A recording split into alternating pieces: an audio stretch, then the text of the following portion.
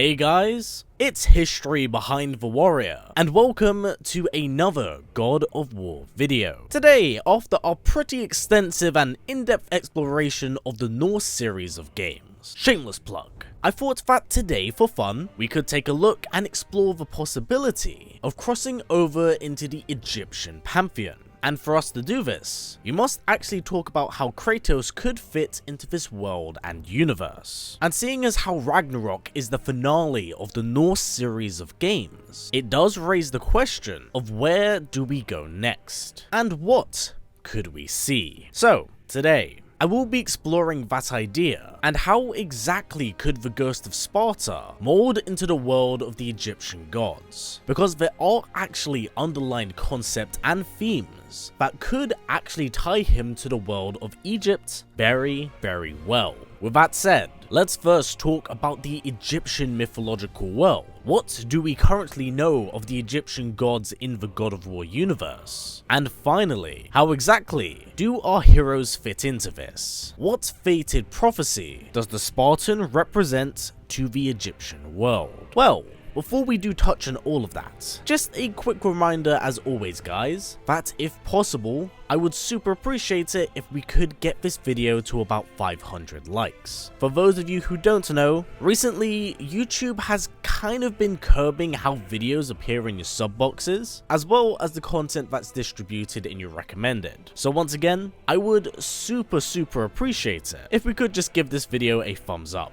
And I mean, hey, if you like what we do here and wish to see more, please do not forget to subscribe and finally tick that bell. But without any more stalling, let's begin, shall we? The Egyptian gods are an ancient and large group of deities. All of these deities represent a different aspect of their world. But one thing that they do have in common is that they all derive from the very first almighty god in the Pantheon, Amun, the Hidden One. A being so strong that it has been said he is united with the cosmos and quite literally willed himself into existence. At the dawn of time, the world was consumed by chaos, engulfed in an endless ocean that saw no beginning nor end. But as time passed by, Amun would soon rise from the depths of the bottomless ocean, ushering in the first age of gods and the dawn of a new world. But he could not achieve such a tremendous undertaking by himself. So, Amun would go on to create two children, Shu and Tefnut. These two would go on to forge the lands as well as the skies above, courtesy of their children, Geb and Nut. With their jobs now done, they would go on to sire more children, that being four that would be infamously known throughout the lands of Egypt. Osiris, the god of the underworld. Isis, the goddess of life, Seth, the sky god of chaos and violence, and Nephthys, the goddess of air. As the world began to form and shape, Osiris and Isis would appoint themselves as king and queen of the mortal plane, breathing life into an era of peace for Egypt. But not everyone was happy with how this new dynasty was being shaped. Most notably, their brother, Seth. Jealous of their power and the authority they commanded, Seth would assassinate Osiris and scatter his body parts all across Egypt. With the throne now usurped, an age of chaos would begin, and he would wield this with an iron fist. As this went underway, Isis would recover the remains of her husband, reconstructing him into a somewhat lesser form. Due to being dead, Osiris unfortunately could not retain his form in the world of man, but he knew that he could not allow his brother to go on unpunished. So together, Isis and Osiris would conceive a child to usurp Set, the god of vengeance, Horus. Many years would pass by, but eventually, when Horus confronted his uncle, the age of chaos would come to an end, with Horus claiming his birthright and becoming the new ruler of Egypt. The rise of Horus is a very important moment in Egyptian mythology, as it is an age where many new gods would spring forth. The world would learn peace once more, and the Pantheon of Egypt would be left in relative peace. Now, whilst I have touched on the creation of the Egyptian world, please do not be fooled that these were the only Egyptian gods. The Pantheon itself is literally made of thousands of different gods. Yes, thousands, as there was pretty much a god for each and every aspect of life. Yes, there was definitely somewhat lesser gods, but they were still all divine beings regardless. And one that I haven't touched on, but is probably the most famous of them all, is Ra, the sun god of Egypt, and arguably the most important figure in the entire Pantheon, as it is his tears that would later form into man. Along with this, it was Ra's job and responsibility to have the sun rise and fall every single day, after many moons. This responsibility would fall into the hands of other gods, but in doing so, Ra would ascend to the heavens of the afterlife, effectively becoming the king of the gods. Now again, please do keep in mind,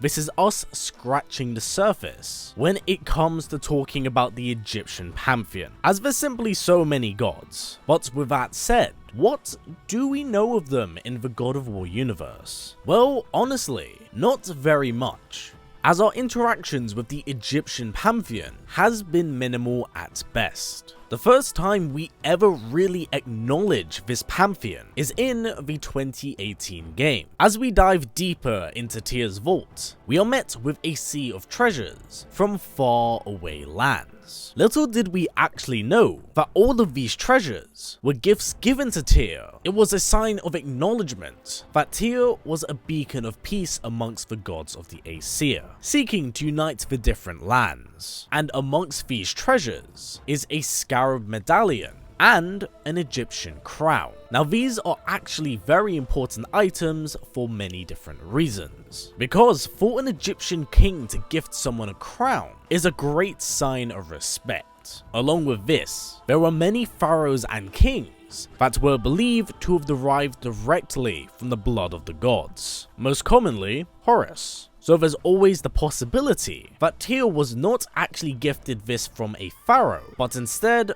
from Horus himself. Now the scarab actually symbolizes a number of different things in Egyptian culture, but it is said to be the physical representation of luck, will, and protection. Guess that one didn't work out. But what about just outside of this one game? Well, believe it or not, Kratos has actually met an Egyptian god, that being Thoth, the Egyptian god of knowledge and wisdom. This all goes back to the comic book spin-off God of War: Fallen Gods, where Kratos stumbles into the land of Egypt, looking to escape his blood-soaked past and the destruction he caused in Greece. At first, he is met by Thoth in disguise, as he's posing as an elderly gentleman, but it is very clear early on that Thoth knows exactly who Kratos is. But the Spartan dismisses any remarks of fate from Thoth, believing it to be ramblings of an old, insane man. But as the narrative unravels, and Kratos realizes that he cannot escape his past, Thoth finally reveals his true identity to Kratos. He tells the Spartan that his fate lies elsewhere, clearly showing and indicating that whilst he's not from the Norse Pantheon, he clearly has knowledge of Ragnarok, possibly teasing that he was familiar with Tyr himself. But by the end of the short series, Kratos ends up leaving Egypt, and the god is unfortunately never mentioned once again. So, with us clearly acknowledging the existence of the Egyptian Pantheon and those that sit at the top of the hierarchy, how exactly could Kratos tie into this? Well, first, let's see how this ties into the existing ideas and themes that occur in the God of War universe. The most prominent of them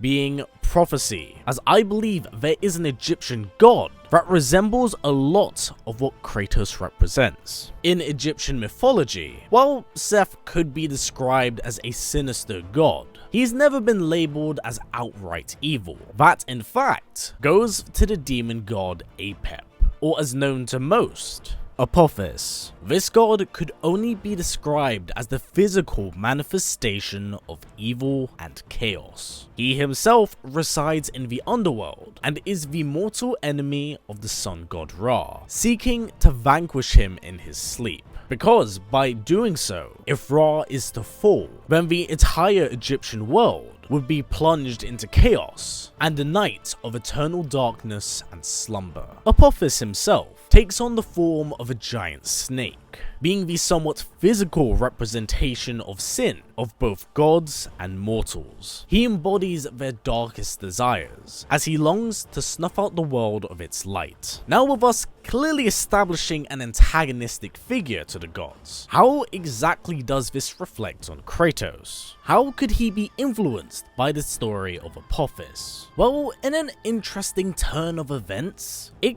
kind of does right itself. Whilst Kratos was a god of war, he's definitely more suited to the mantle of god of chaos, as wherever he goes, madness, slaughter, and bloodshed follows him. There's simply no denying that. And what could be more fitting than for such a chaos god to wield a weapon that represents what he is, aka the Blades of Chaos. As we can see, Kratos kind of does tick that box, and if we really want to kind of push it here, Apophis is a serpent. And what does Kratos wield? The Leviathan axe. Before you ask, no, I'm not saying that Kratos turns into a giant snake. That would be stupid. But with how cryptic prophecies are, I believe there's a way to somewhat twist this story, so Kratos would be the one to start the Egyptian apocalypse. Now, what kind of allows this idea to work is that Egyptian mythology doesn't really have their own apocalypse. The idea of their Ragnarok never actually comes to be. In fact, the closest thing we get to it is in the form of Apophis. If Kratos were to replace the serpent in the prophecy, or even assist him in Ra's downfall, this would actually begin their apocalypse. But with that also being said, the idea of this is left unwritten. It is ultimately left up to interpretation of how such events would then unfold. As for how Kratos could get here, we don't really know, as the last time he did end up in Egypt was by complete accident. But with the Bifrost Gate now at their fingertips, and Tyr on their side, I believe that the Bifrost could function as a somewhat get-out-of-jail-free card if the 9 realms were to perish. What I'm most interested to see here is just how exactly are they able to bring Kratos into this universe? And if he is to enter this mythology, just how ruthless are these gods? As Mimir does softly touch on them, but the idea of good and evil gods aren't so simple on paper. But for now, this has been it for me. I hope you've enjoyed this exploration of the Egyptian Pantheon and what we could see. Now, no, this doesn't mean that Egypt is confirmed to be where we go after Ragnarok.